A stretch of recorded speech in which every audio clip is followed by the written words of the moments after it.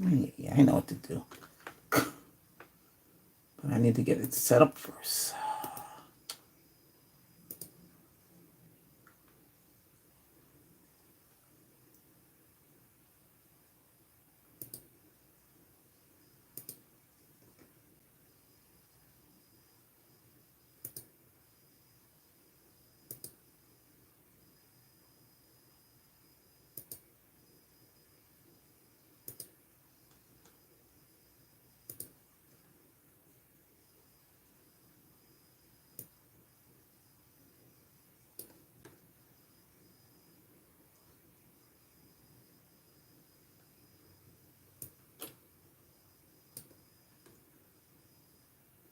Hmm.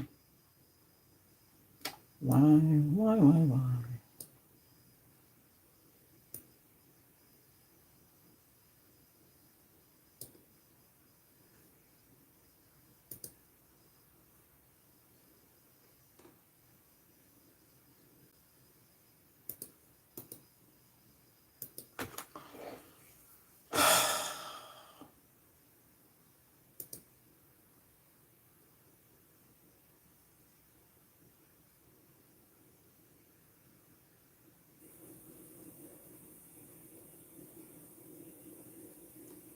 Oh, turn off the volume. That does help.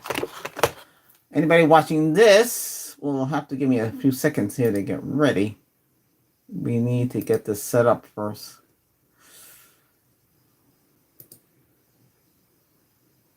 Ah, it's not there yet. Reload.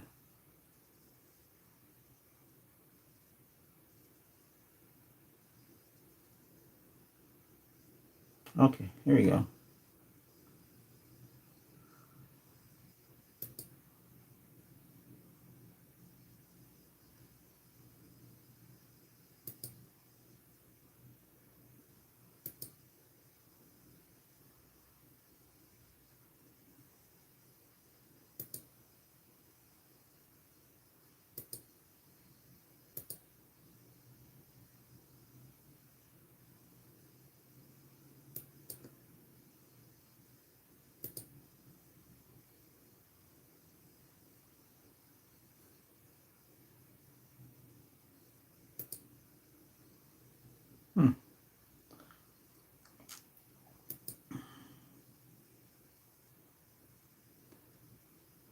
All right, so we're going to talk about watch this before you buy anything tech and studio and surround sound and etc. So, good. My subject completely because besides being in all this tech stuff, I used to sell the equipment for a couple of years. I was very good at doing it. But today, you got to be tech savvy. Should you buy it in a retail store? Should you buy it online? If you know what you want, that's right. If you know what you want to buy, let me see if I can get up a little higher here. All right, let's do it this way.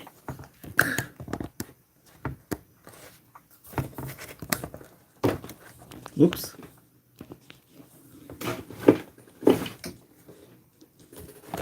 Hang on a second. I got so much gizmos and surround sound and all kind of weird stuff here. Let me see. Got to make sure this thing is plugged in into the hub in the back here. Okay, good. We have power. I can teach you a lot because I know a lot. Hey, why did this pop up? I know about this.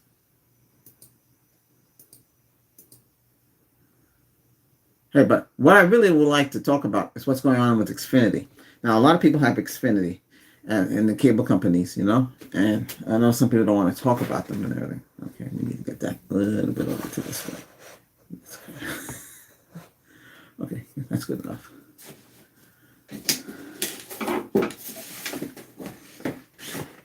Whatever you do, if you're going to buy a cell phone and you don't know about it, know before you buy. That's my advice. Okay? Anything free, you got to be cautious. And there's nothing for free. You have to pay tax. Okay? They're going to hit you with tax and you're going to have to pay it. So the more expensive that phone is, the more tax you got to pay. And you got to pay it. It's not free. It's not a free phone. You have to pay the tax. Hang on a second.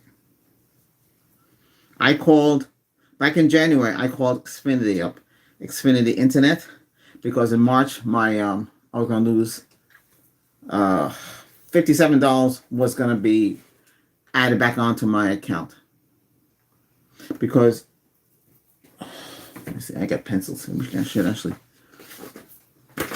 give me a second.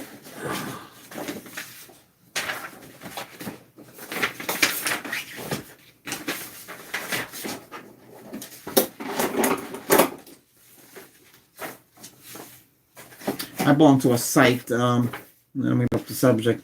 On this site here, we talk about deals and bargains. I can get back into it again. I was very good at doing that. That's what this. I have a Canon right here, all in one, business class, dirt cheap.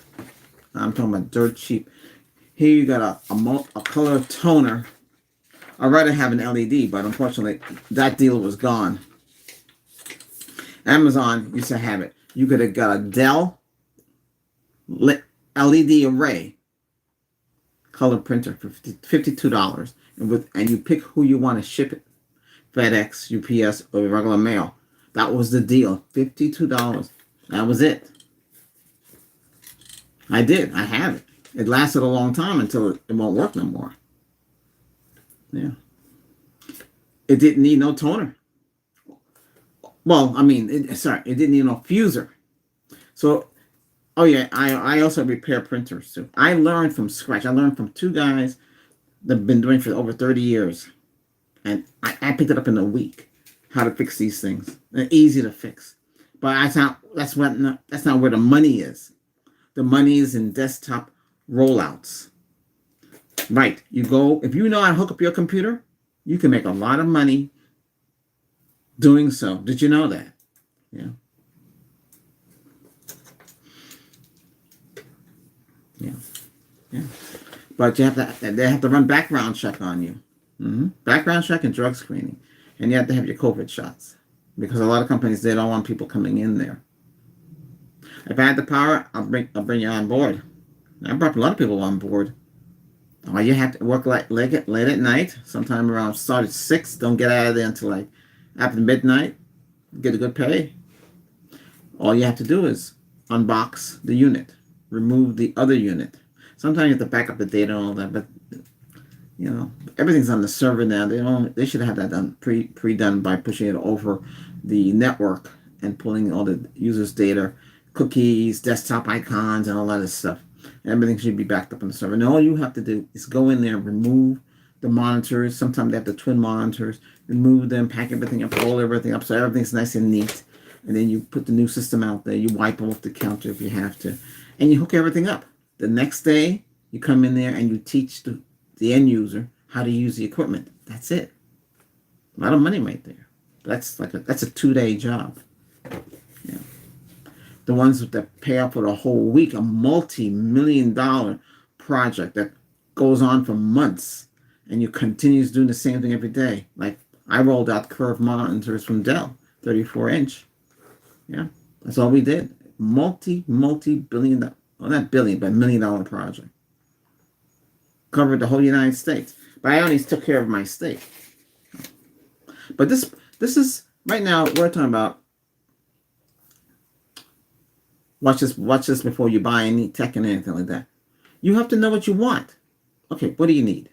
Are you going to use your laptop for gaming, for business, or graphics, or just doing social media? Then you don't need a powerful laptop. But do not buy any laptop with 4 gig of RAM. The minimum is 8 gig of RAM. The video should have at least 4 gig of RAM. But you got to remember, a lot of people overlook this. Let's see. So, back in the day, there was a CPU. And the CPU had one speed, right? So, one core. Then they came out with 2 core. They call it dual core. Some of them have tri-core, dual core, tri-core, quad core. Okay, so it's 2 cores.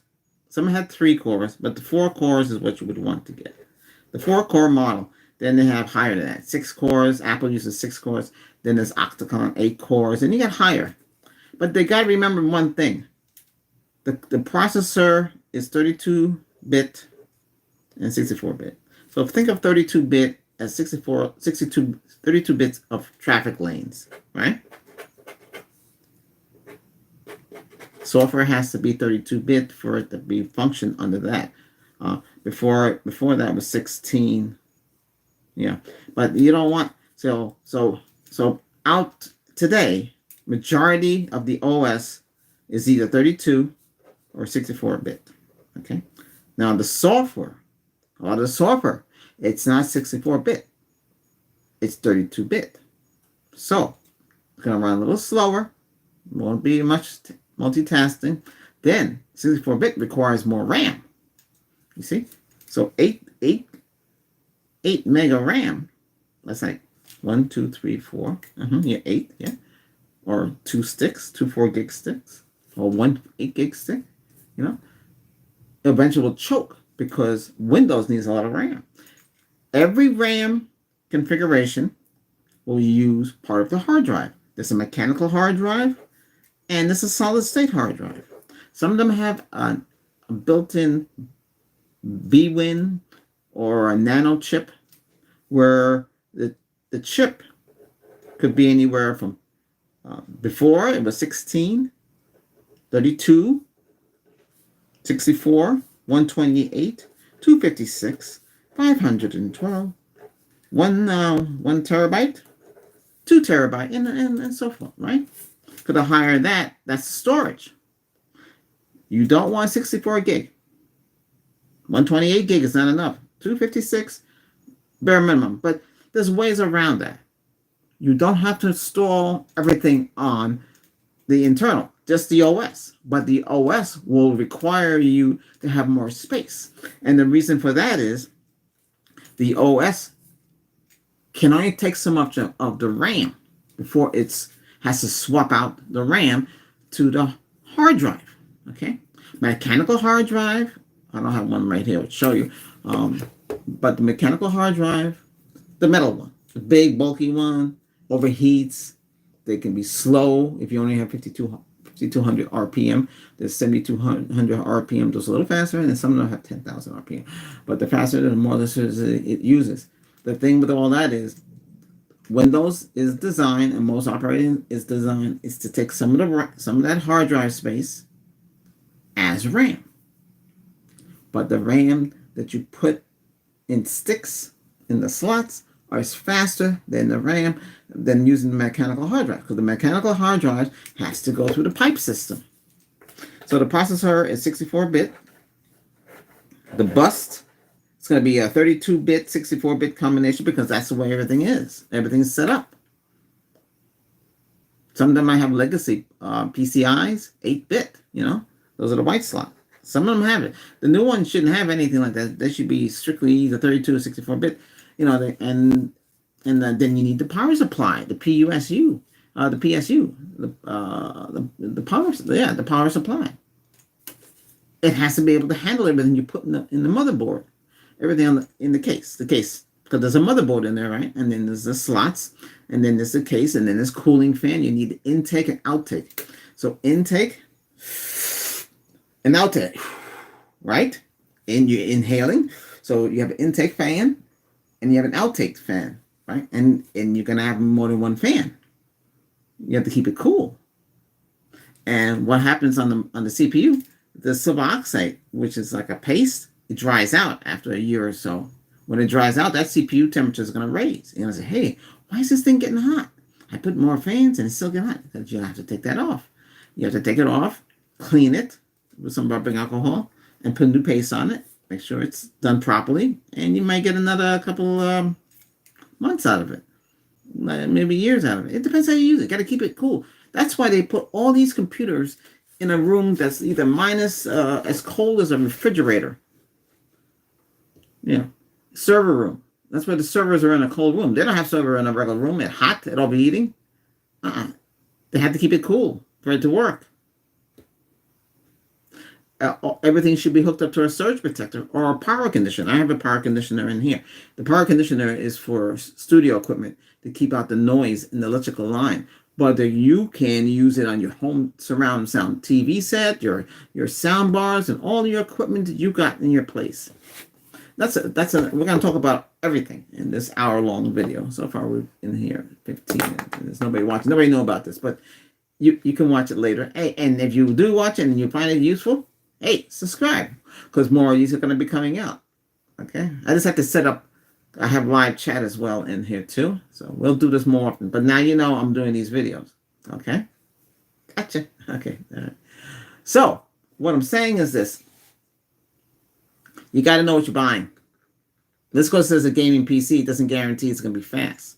That GPU, GPU, graphic processor unit, has to be quick. Has to be designed to have a lot of RAM, as much as it can handle. Maybe have 2 or quad core, as fast as it can. They can be up to 10 cores. They can be up to, they can go as high. But do your research first before you buy anything. Just because they have 16 gig of RAM doesn't mean it's going to be a fast PC. You'd be misled. Now, I bought a PC back in 2012. Best one you can get. Quad core. It's an APU. It's an AMD. Maximum RAM, 32 gig on the motherboard. Hasn't given me any problems. Not really, because it's running solid state drives. I have the RAM maxed out. I put the best RAM you can put in there. They were cheap too at about that time. For $100, you can get all 32 gig of RAM as fast as you can get it. Yeah. So it's a good machine. It does work. A lot of people don't want to buy proprietary machines because they have to use proprietary hardware. Well, some yes and no. I also have an AP4 accelerated processor 4, which it has 2 dual core, 2.8 gigahertz overclock. Came with overclock software that you can overclock in Windows 10, Windows 11, and bring it up to 3.2 gigahertz. But it'll let you try it. Set it so it can work, balance itself out. Because if you overclock it too much, what's going to happen? It's going to crash. So you don't want that to happen. So I have that. That only came with 4 gig of RAM. I upgraded 8 gig of RAM. That can choke. You know what can make software choke? If you're going to do studio. If you're going to make your own music. You need a lot of cores and a lot of RAM. And a lot of space. Because you got to put all that music on there. And the more instruments and everything you put on there, it's going to require more. So let's put it this way. Do you need your computer to play games? Do you need your computer to for business? Spreadsheets, databases? Huh? What do you need a computer for? Are you a graphic artist? You need a computer for a graphic artist? Yeah. Yeah. So it gets. Do you need a computer for studio? Producing music? A lot of people forget about that. That I'm telling you, that takes a lot of RAM.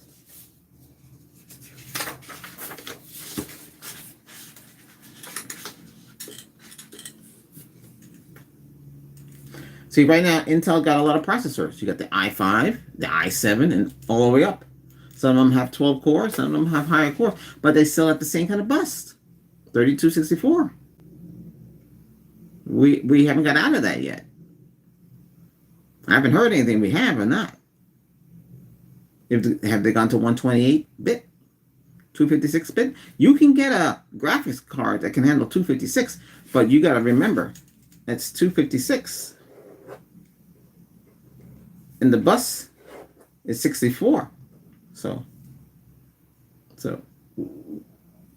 it can work, but like I said, don't expect the miracle, because a lot of games out there today do require fast graphics card, and some of them you can play without it. I play Star Trek Online. I play it in the highest maximum resolution, but this machine can handle it. I have the RAM. A lot of RAM in there. I have a lot of the GPU in there. Is what's it in there? 6 cores? Yeah. No, wait. Yeah. Because it's 10 cores altogether. 4 on the processor, right? and 6 on the GPU. It's still supported, the GPU. The next generation is much faster. Of course, I can put a card in there, a video card. You can go much, much more faster than it is. It's 1080p. It's not 4K. If you want to go 4K, you have to get a 4K monitor. But some older TVs, HDs, Sony, they can support 4K because they were designed to handle Blu-ray and all sorts of things. You'd be amazed. I have a TV in the kitchen. It's 1080p, but it supports 4K, and I can play 4K videos on it. And the depth of the quality is amazing. So, but this is all about the computer. What should you buy? Know your homework. Laptop is good because people like to carry it anywhere and whenever. You can get, remember, yeah, and there's different sizes of laptops. There's 11.6, it's too small. There's the 15, there's 14-inch. You got 15.6. 15.6 looks like this. I do have that around here. So this is 15.6. This is actually, it came out of a Blu-ray laptop. Laptop costs $700. This is a high-quality LED screen. Too bad the unit didn't last. Well, I had it since 2010. It only came with 4 gig of RAM. And it had a 2.0 gigahertz AMD processor on there. Okay, now it was all right for its time. Okay, so this is 15. They have 17.3. Those are pretty big. Now, what kind of laptop you want to buy? Did you want to buy something that's durable? They have Panasonic Toughbook. That's for business. You can drop that. You can do a lot of that. It can withstand. There's some companies out there that make really good laptops, but they're online. You're not going to find them in the store, and you're going to have to pay for them. They're not cheap.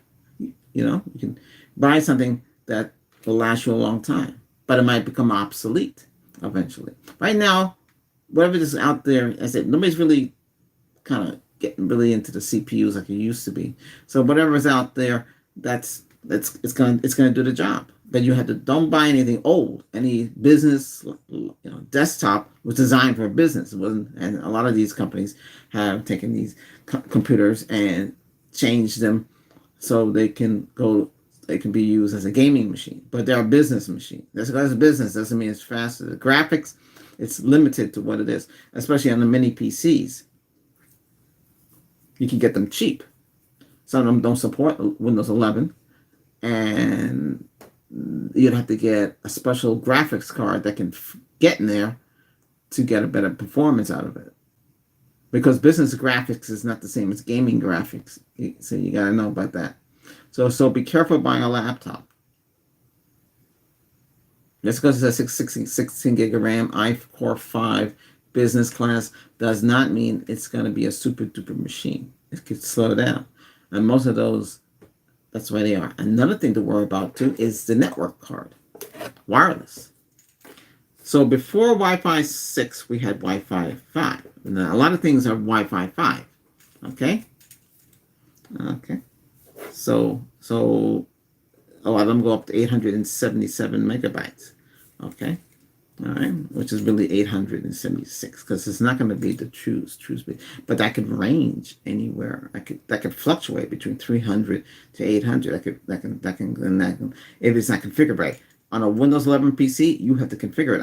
I have some videos that will teach you how to fix it because by default, Microsoft takes most of the bandwidth for Windows updates. They get high priority, and it robs you from your throughput in your system. Because right away out of the box, 20% is gone, and you're left with 80%. Okay, so you have to configure that. If you don't have group policies, that's another thing too. Should you buy Windows Home or should you buy Windows Pro? No, you get Pro because you can do more things. Otherwise, you have to really learn how to use the registry and how to configure the registry to where you will want to be, because group policies is not in there. They take it out of it in Pro. So you're Pro, Enterprise. You don't have to get that. That's more for business, the Enterprise and all like that. Unless you're running a domain out of your house. You can run a domain, but you need the server OS, and there's a way to trick the system to run a domain in your house. I've tried it and it worked, but it's costly and it's a pain in the neck to do it. But hey. But then you have Linux.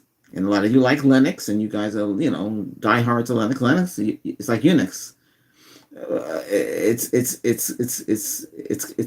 It's tech bank. It's coding. You need to know how to mount the drive. You know how to mount the drive. You need how to install. It's a lot different. I know they try to make it like Windows. People are used to Windows, and Windows is a little easier to do certain things. But a lot of the access point, wireless access points, are based on Linux.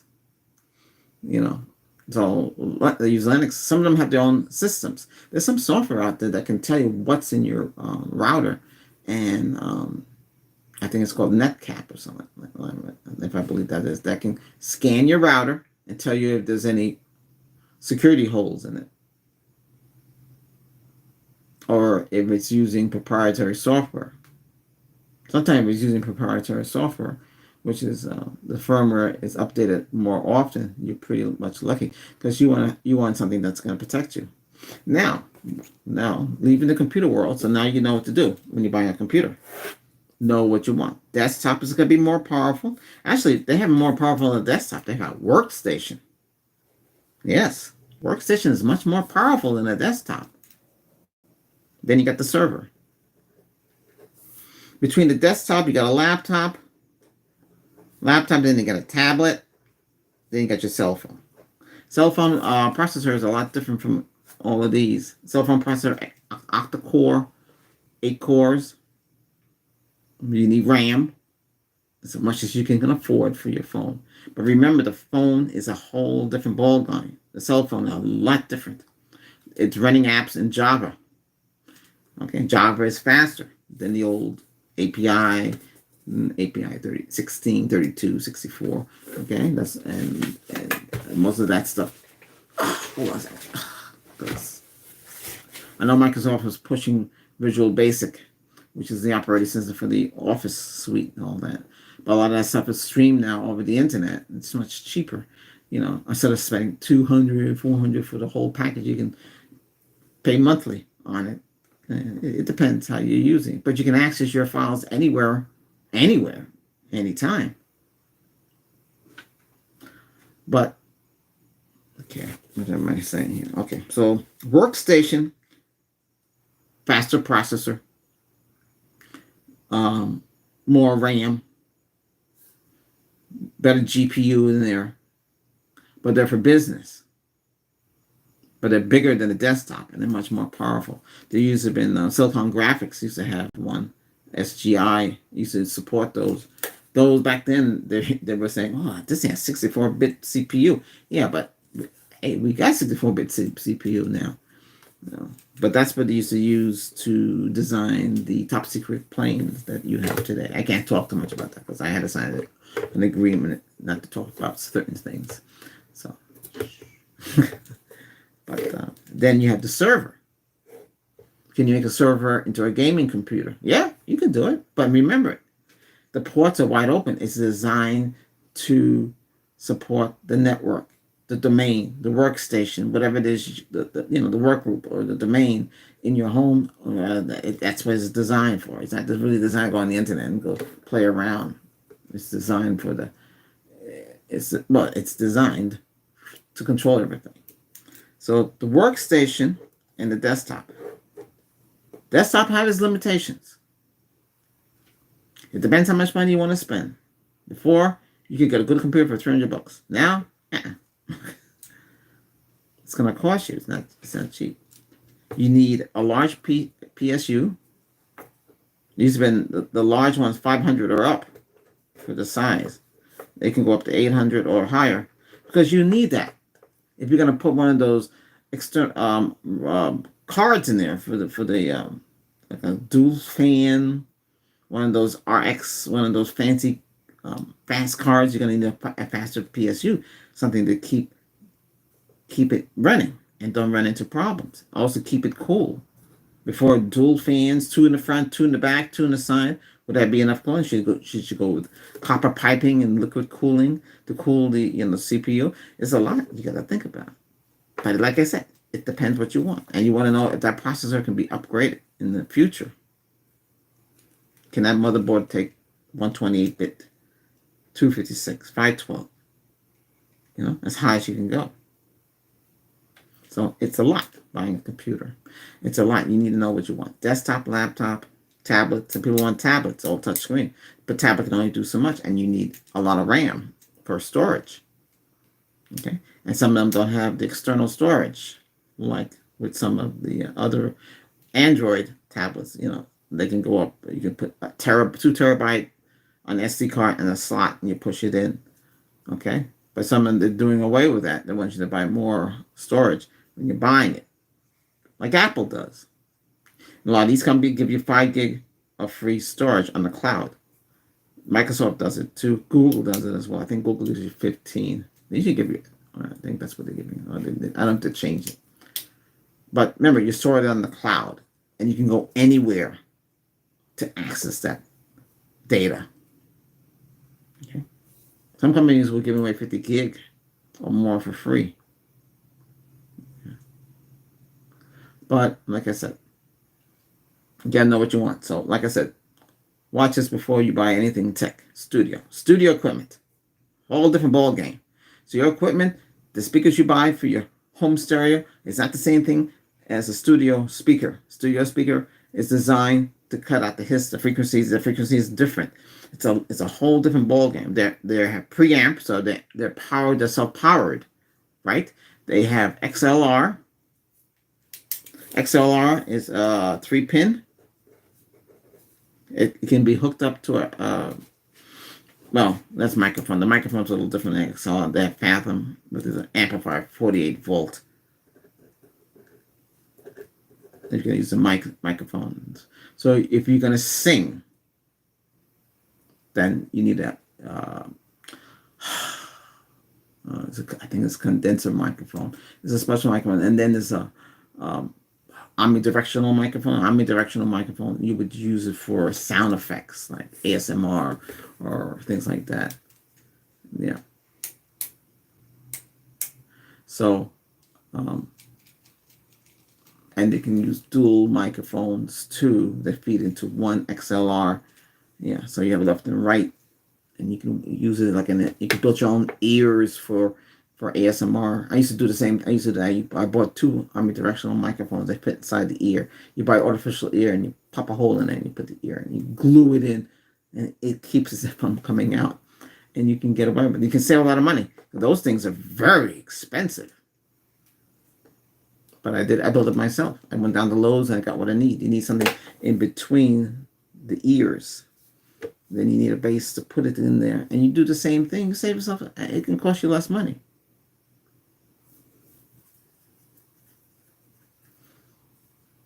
But,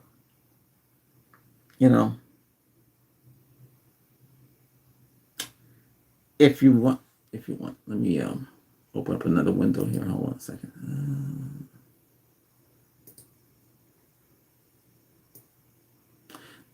So studio gear, you need studio speakers, amplified speakers. You'll need a mixer. Yeah, you just don't want any ordinary mixer. Here, give me a second here. I gotta get into this thing. I have a multitude of screens.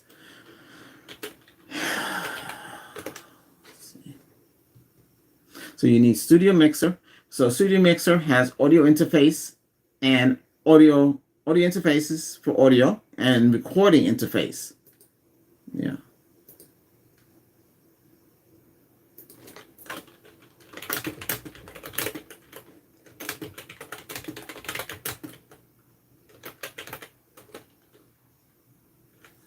So, yeah. So the audio is a playback and listen to it, and the recording records you, on your mic. Okay, you can have dual mic. You have 2 mics, 1 mic, whatever you need. You can have a podcast going on. You can have somebody can sing in vocals. You can have a whole band. That mixer can do the whole thing like a band, like an engineer can. Well, you still need somebody to control it because you're going to be singing, so they have to keep the levels and everything like that. You can spend a lot of money on that mixer. I did my research, and I got the best mixer I can afford. They can go anywhere from 100 all the way up. Man, they got a 30 port one. That's huge. That's more for more production. But then you're gonna need a DBX, for the noise reduction, It looks like components that you would use in a network because the same network case, like a mini rack system, is the same thing when it comes to studio equipment. It's the same thing, same size, rack mounted components, amplifier, compressor, okay? Everything you need to produce that music correctly. Then you have the mixer. You need it. So that mixer, you've seen a lot of TV, maybe when it used to sing and it used to play it, and you see the guy mixing the different levels for the mixer. That mixer, that equalizer, is what produces and make that sound good.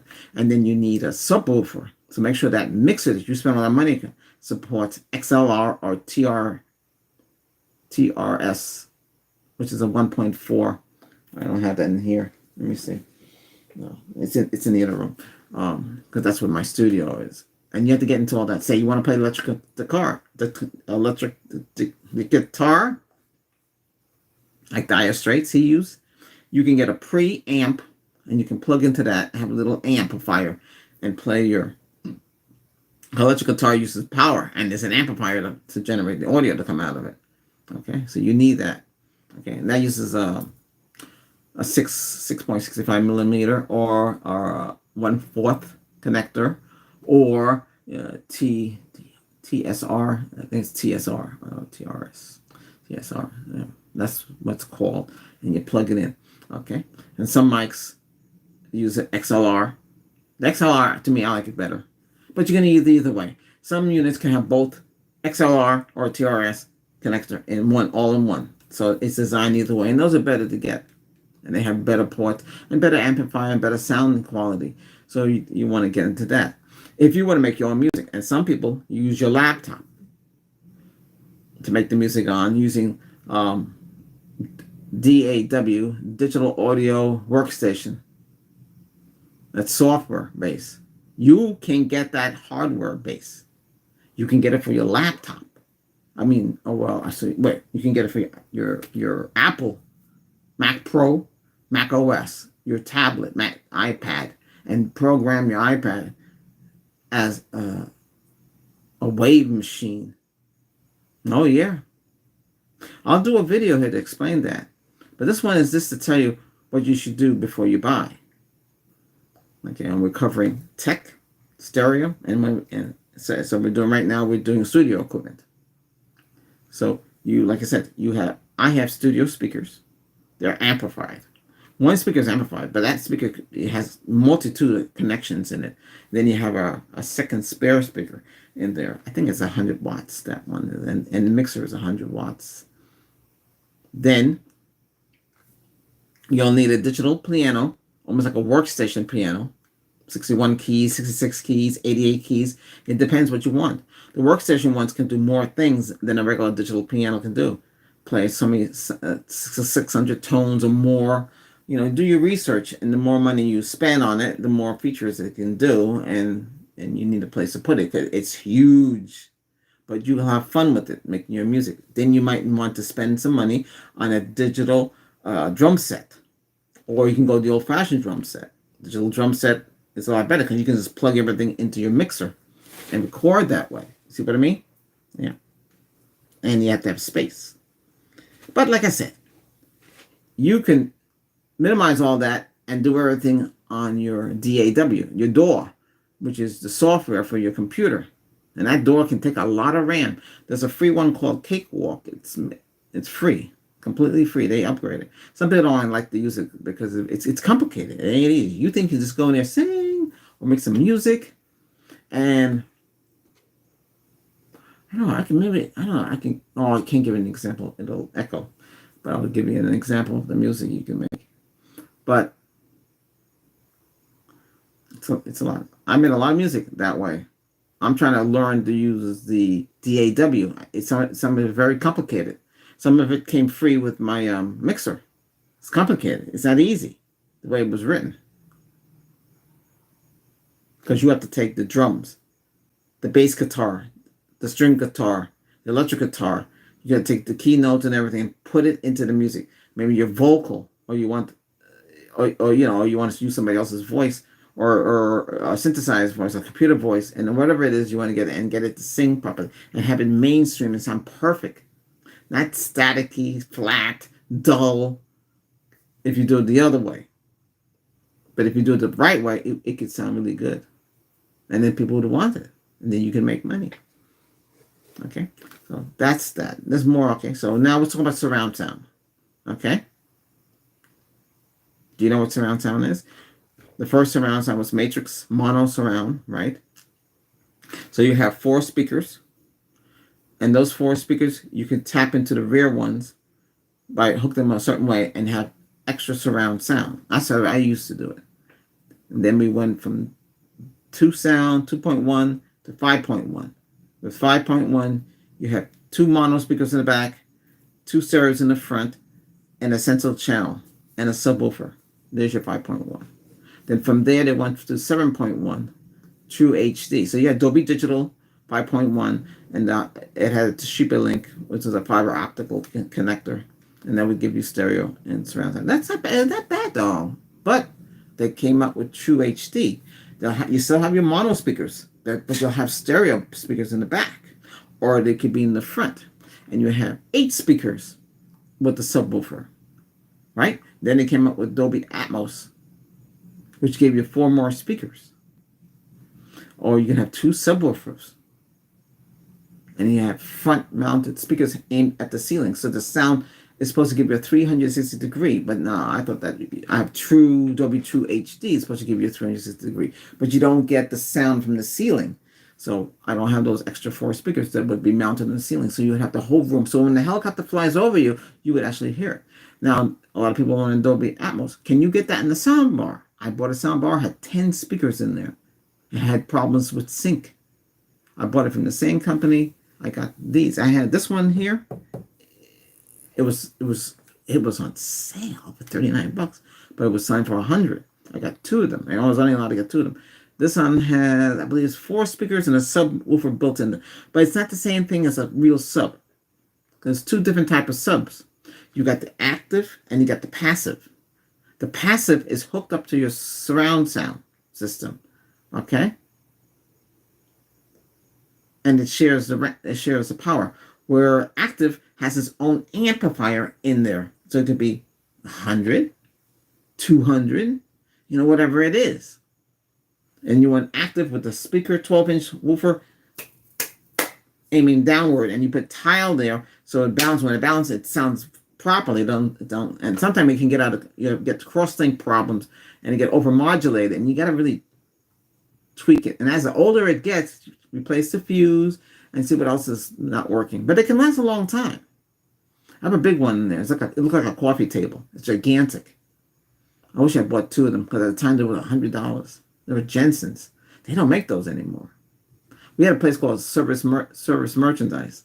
They're like Amazon, but local. Yeah, you go there, you type what you want in the computer. It'll tell you if they have it. You press you want it, and somebody will push it down, and it'll pop up, and you buy it that way. Yeah. So that was before you have like Amazon. It's the same thing, but you have to order it, and it comes from a warehouse. But yeah, so that is 250 watts, and I have my 5.1 in here. I have a Pioneer. I have it for a long time. Paid $700 for it. It's a 5.6. It's 500 watts. 500. It's gonna be 100 watts per channel. It's not gonna be 500 watts per. No, I think it's 120 watts per channel. Yeah, I had some good Jensen speakers for it too. I left those behind. I should have brought them. Can't get them again. They were like this. They were heavy. They thump. They had their own power with the whole system. Oh my goodness! And then they had a Radio Shack Omniplex, liquid cooled, center channel. It died, but it lasts a long time. The PC horns and the twitters, the PC horn twitters, they were crisp. They were this round par. Yeah. But so I bought something from China. It works. Couldn't tell the difference. I have Sony equipment. I have Sony speakers. Before all this pandemic and all this, they were really, really cheap now. Yeah. I bought a Sony amplifier. 7.1. It's not bad. Oh, I have to get the Atmos. The Atmos is expensive. I say the Atmos dropped down to $4.99, but I never could get it. But I got the sound bar for Atmos. Um, it was all right until the lip syncing was off. I can't recommend it. That's what's on this channel. I don't know if they ever fixed that problem. But anyway, so in here, my computer in here is hooked up fiber optical. It was hooked up to a TCL 7 series, which is Dolby Digital. This handles Dolby Digital surround sound 5.1. I have my Pioneer 5.1, 500 watts. But I don't have the speakers. I don't have that. It has a special feature where you can put 4 homes, 16 homes, 8 homes in there. You have to switch it to it. That's it. It had a special DAT or digital sound processor in there. But it also has the Dolby licensing, so we have all the features there. It's not bad. It still works. I have 2 of them. I have this one and another one. And then I have the 2 Sonys. But I use the Sonys more. Those are hooked up through the ARC HDMI port and back at the 4K. Then it goes into the Sony. Sony supports it. When I hooked that up, I said, "Wow, on display from the receiver. I never seen that before. I never hooked it up like that. But I learned what that does, and I see the benefits of using it, and that's what I have. Yeah, and then they have what I got in here too.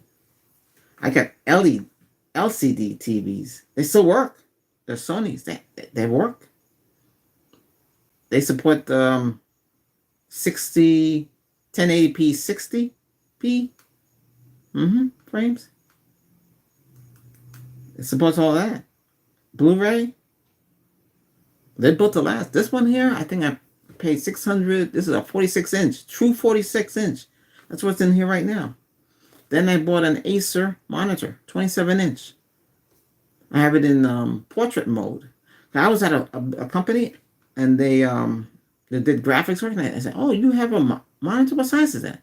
So I said, "Shoot, I can go get that too." So I have like a 76-inch screen in front of me. Okay, you got 27 there and 46 in there, But I have it mounted, so it's on the mount. I could do it twice. So in the other room, the studio has a 40-inch Sony LCD. It's a deeper color though. It's a little. This is an EX series, so this has more features than that one. That's a BX series, but it's not bad though. The quality is good. I mean, playing games, it's dark quality. It's vivid color. It hasn't faded. It was made to last. It can get hot in here. They both have well, that one doesn't have a sound bar, does it? No, it doesn't. Yeah. I always have the Walmart soundbar, the Blast, that on sale in November, 4 speakers, but it doesn't have Dolby Digital license, so it's a DSP, digital sound processor. The digital sound processor is fake. It simulates surround. It's not the real thing. They do have the other kind, the Dolby. It comes in an orange box. You pay more for that. I think that's $100 if they have it. But they do have Atmos, Walmart, the On series. I don't know how it sounds. I can't compare it. I don't know who makes it for them. But they have it. So, now you understand what to buy. Oh yeah, should you buy a sound bar? Sound bar are for people who live in apartments. They don't want the components. The components are better. That's what I have. You got the amplifier. You got the 8 speakers. You got the 2 subs or the 1 sub, big sub, 12-inch or more. Master bedroom, I have one in there. I have 8 sub. It's frontward, so the speakers ain't this way. Sounds good. It's a Yamaha. Has a server on there. That's what these speakers are. These speakers are Yamaha speakers. But I know it's funny. These are 4 and the sub is 8. 100 watts. But listen, if you're tight with money, then you get a sound bar, and hopefully you get a good one. But the sound bar will never sound as good as component speakers. When you go into a theater, The Cedar had 4 speakers on one side, 4 speakers. I mean, 8. Sorry, wait, hold on. 8 speakers on one side, 8 speakers on the opposite side. Okay, and then you have 8 speakers in the back, and you have 2 gigantic subwoofers in the front. Okay, and if they were doing the Atmos or anything like the Dolby Digital EX sound, you could feel it. You could feel it. It's a lot different. So you could recreate the same thing in your house. You know, you could put those 12 speakers in your place. I only have 8. That's including the sub. So you have 1, 2, and then you get the center channel has 2 speakers. So the center channel is like almost like 4 speakers with the tweeter in the middle, and then you got the 4 in the back for the surround. So you got stereo surround and you got mono surround. You got that in the back. Those stereo speakers can go in the front too. So you're gonna have front speakers. But when you go up to Atmos sound, then you can get additional speakers. It can be 13.1. But like for instance, if I want mine's 8, 4 more speakers would go on top of the ceiling. That's all that's missing in the Atmos. But you need to get the Atmos surround sound speakers. What's this? Okay.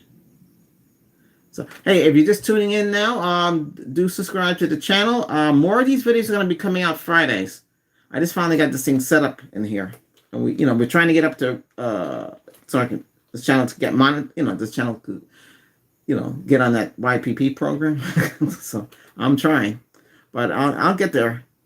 And now I can talk to you and teach you what to buy and what not to buy, and what you really need if you're going to buy equipment.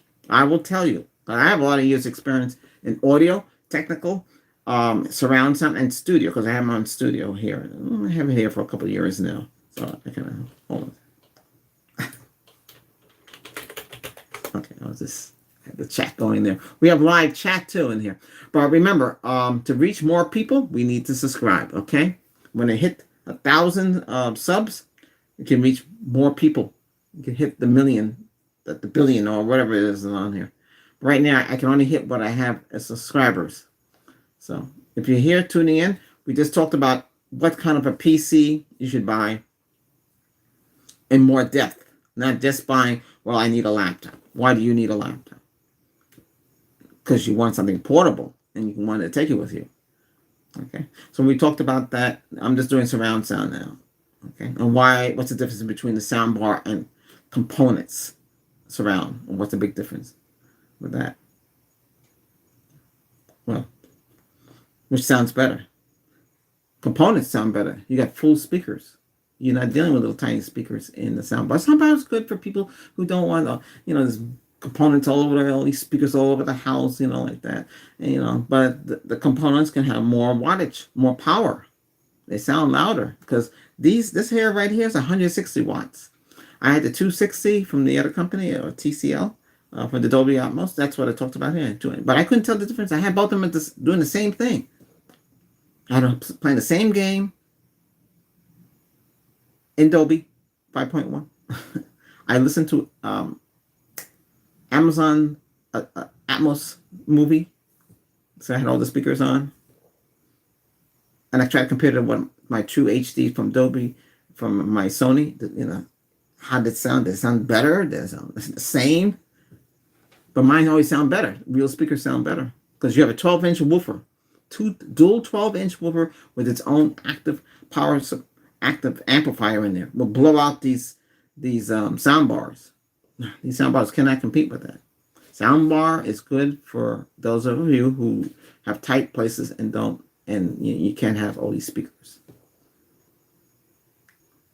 But I'm a component person.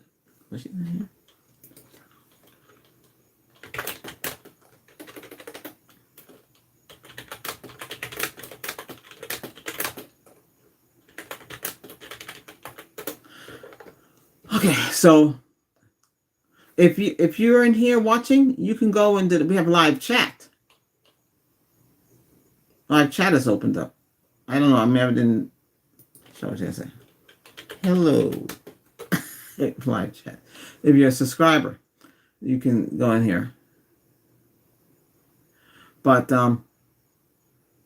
so I covered everything. I covered desktop, laptops, workstations, servers, and what the difference.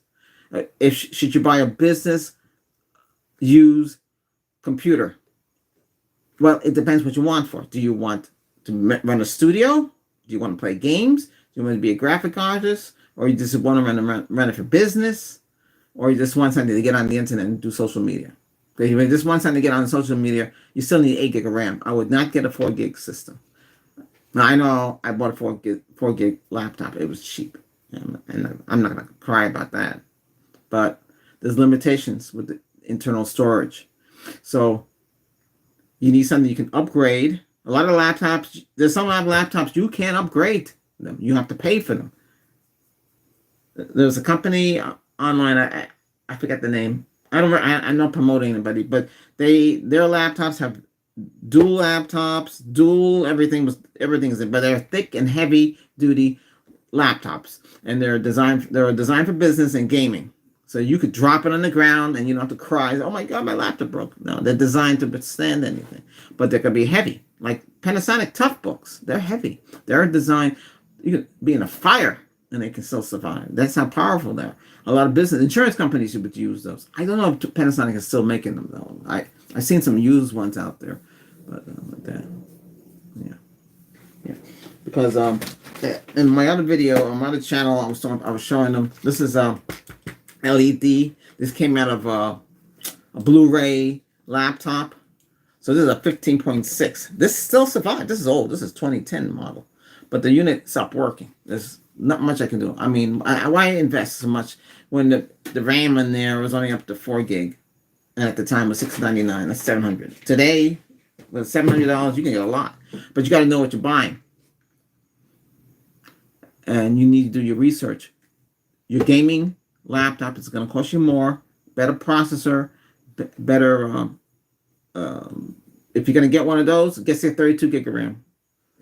Between 24 and 32, like that. 16 you're gonna run. It's gonna choke eventually. They're all gonna choke because the motherboard and the piping system with the CPU. Because if the OS is 64-bit and you're playing a game that's only 32-bit, so you're not getting all the pipes. So and then RAM.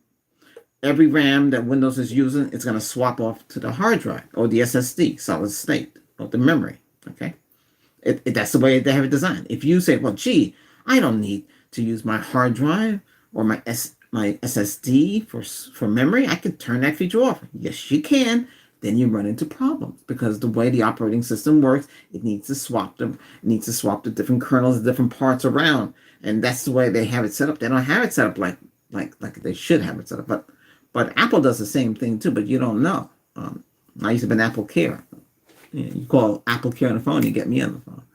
So, and Apple is a little different. Apple and Android, they're both using Java applications that don't require so much RAM, and that's why you can get away with the graphics and stuff like that. But if you're playing games like Star Trek Online, I just mentioned that because that's what I play, or it requires my my processor with its built-in graphics card, GPU with its 10 core, wait, hold on a second, 6 core GPU and 4 core CPU, APU. That would give you 10 core altogether. And you get 4 gig on the graphic. Okay. And then we have it goes up to 32 in the motherboard. I do have and it bothers me too. I bought 32 gig of RAM.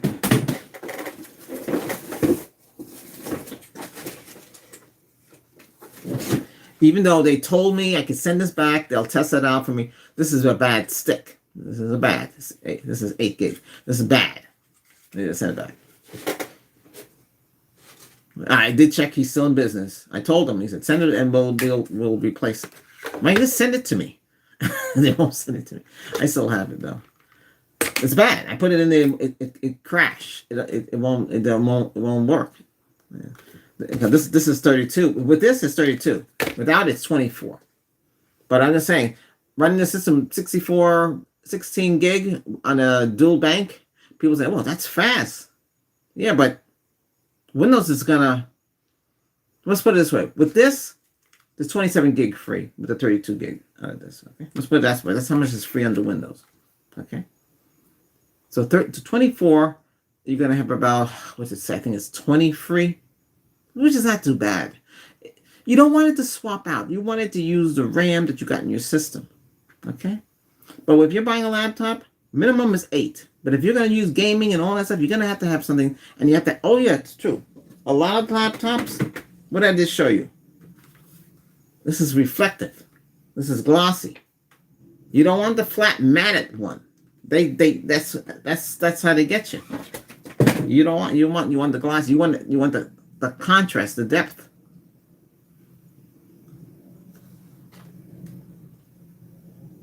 Hold on a second. I ate already. Oh, it's up to 8 o'clock. I have a couple live streams to do. I got this channel. I got 2 more on the other channels we'll be doing.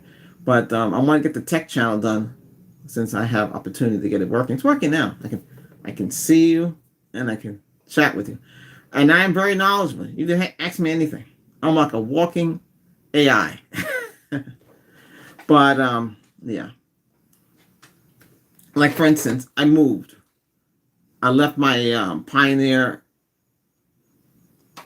remote control for my Pioneer 5.1 behind. So I got this. So this can be programmed to run it. Still confusing though. I don't know if this lights up at night. So this is the Sony TV to control the Sony. It's pretty huge, isn't it? And then we got the on is hooked up to this in here. On allows you to, that's Android TV. Then we have the TLC. Yeah, that's the soundbar. So no, you say, gee, why do you have that like that? Before I had, the computer has the Toshiba link, the fiber optical, hooked up to the soundbar.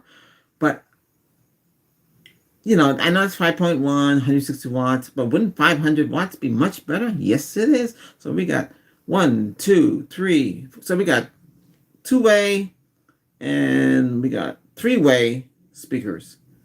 Okay. And hooked up to the Pioneer 5.0 with 500 watts. It's 500 watts and I think it's 100 and something per. No, it's 510 watts. No, wait a minute. It's 120. It's almost 110. Yeah, this one is. And then I have another one. Same thing. It doesn't have a lot of features, but it's over 500 watts.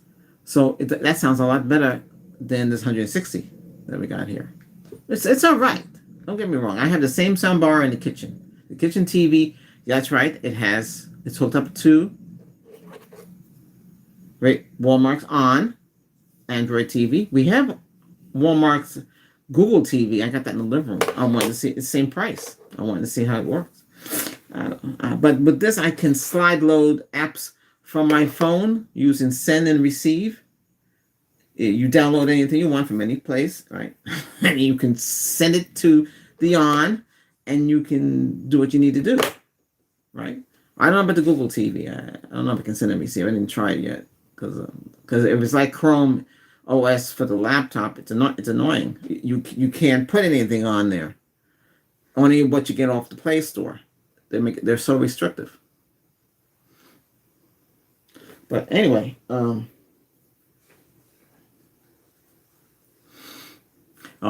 here, we lost people. They come and go. Okay, what time is it? It's been an hour. All right. Hey, I hope you learn a lot. Watch this before you buy anything tech studio wise and everything. I did explain, and we had somebody in here. And maybe some of you are out there watching this right now. I won't know until I shut off the live stream. But hey, thanks for watching and subscribe. Why should you subscribe? Hey, more content to come out. Fridays I'll get on here and we'll do some more, and then we'll do some videos explain to you why you should get this and why you should not get this. But I did explain everything in an hour, so that should help you. Okay? Any questions? Nope. Okay, I'm out of here. Thanks again. Bye. Bye-bye. Oh, no, that's the wrong button. Oh, up here. Yeah, there we go.